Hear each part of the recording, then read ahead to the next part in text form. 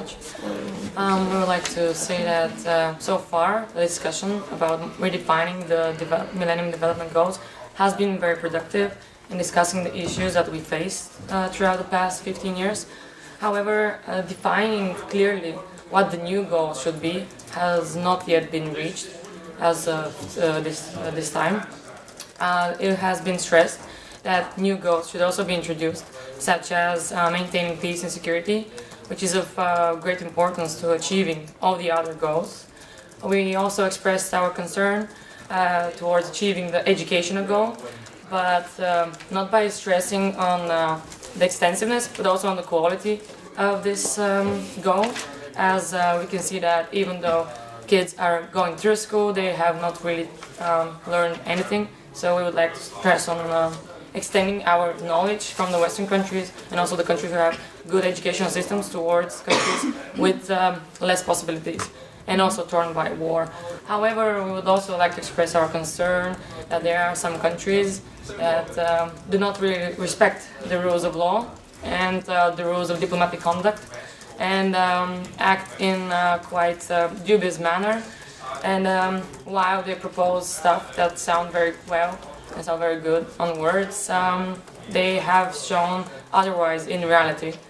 And we believe that discussing in this respect with those countries is not going to provide the necessary means to actually achieve the goals, because they have not shown any means of actually reforming themselves. And that would be it. If you have any questions now. Delegate, you talked about sharing of information with the rest of the world. Can you please speak up a little bit? Speak up. You mentioned sharing information with the rest of the world so as to improve the quality of life in general. Yeah. But then you accused India of violating these said intellectual rights, for example, in the case of pharmaceuticals.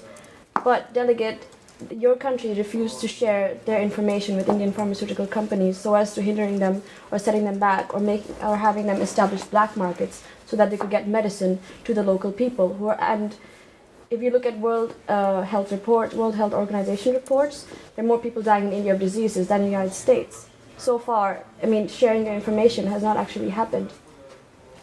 We would like to stress that this issue is mainly of local importance, and sharing information towards pharmaceutical companies would be it should be like a sale, not exactly. Yeah, but Delegate, your country hasn't even agreed to a sale, for example.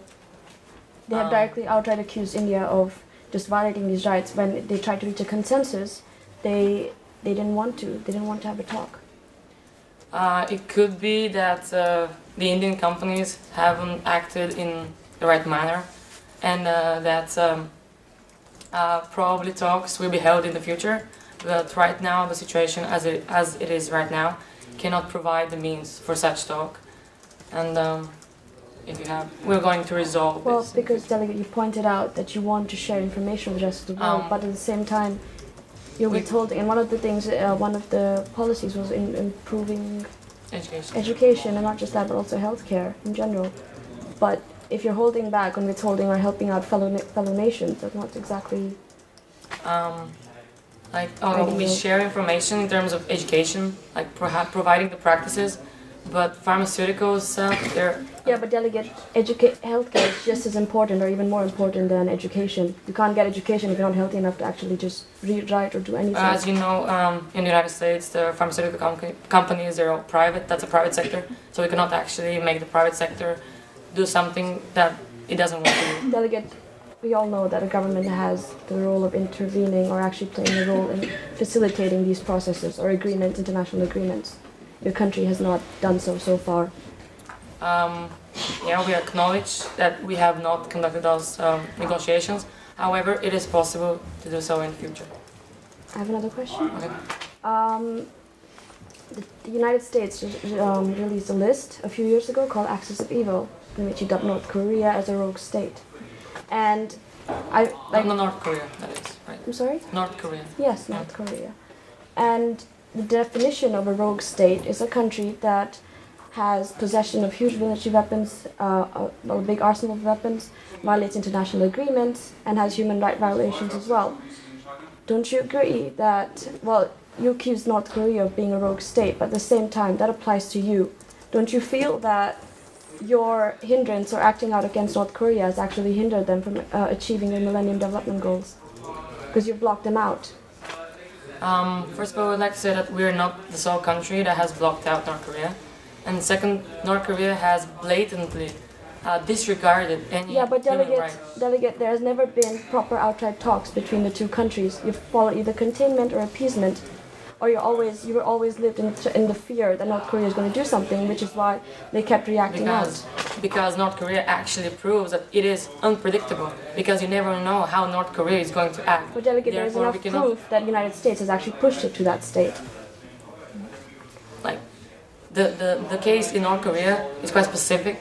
So I don't think that we don't believe that it is the United States' fault that it is acting in the way it's acting. And first of all, it's not only the United States that's blocking. Delegate, you're the leader of the free world. Like, your country is the leader of the free world. And we will discuss matters of human rights with North Korea only if they show goodwill towards that. But so far they haven't shown, especially after all the missiles they sent to South Korea. So Delegate, it was your country that kept missiles in South Korea. and they attacked. North Korea had no such deal with any other country. It was United States solely acting on its own. The delegation of North Korea feels that the DPRK feels that it needs to respond to these accusations coming from the US. So you're saying that the US provoked North Korea to send the missiles? We're not talking about we're just giving a brief overview of the past, but I'm just trying to sum it up and say that certain American policies have pushed North Korea to not achieve their Millennium Development Goals because they've been isolated from the rest of the international community. We believe that North Korea is the sole reason, the regime in North Korea is the sole reason for not achieving the goals. It is not the United States by keeping missiles in South Korea. It is exactly North Korea. BBC is not saying that it was keeping missiles there that pushed North Korea into isolation. And like I said, it's not only us that blocked. Although being a leader in the international community, we don't exactly govern what everybody else should do. So as you can see, in North Korea... Delegate, we understand that, but there's enough proof otherwise. That's all I have to say. Does North Korea pose a real threat to South Korea at this moment? We believe they do, yes, because of all the adverse behavior and attitude we've seen towards them in the past few months. Actually, they sent quite a few missiles without any notification. If you have any more questions. Israel believes that we are off topic. Yeah. Very much believes that This is like return to the Millennium Development Goals, which was Well, that was topic of kind of a long story. Al-Jazeera still has a question about the statement made by the USA. We were talking about maintain peace and security. I think that is pretty much on topic, actually. It's actually more a statement than a question. If you're talking about maintain peace and security, then how would you achieve that? How would you think to achieve this?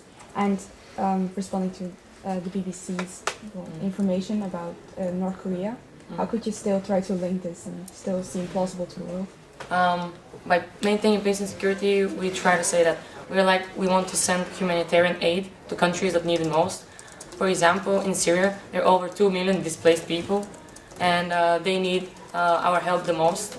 And we would also like to stress that the USA is actually the biggest food donor to Syria, which they have failed to acknowledge. And our main goal is maintaining peace and security and establishing a democratic state in the Middle East, and thus helping achieve the goals. And we don't understand why the countries that need the most our help and that actually get the most our help are backlashing against our efforts.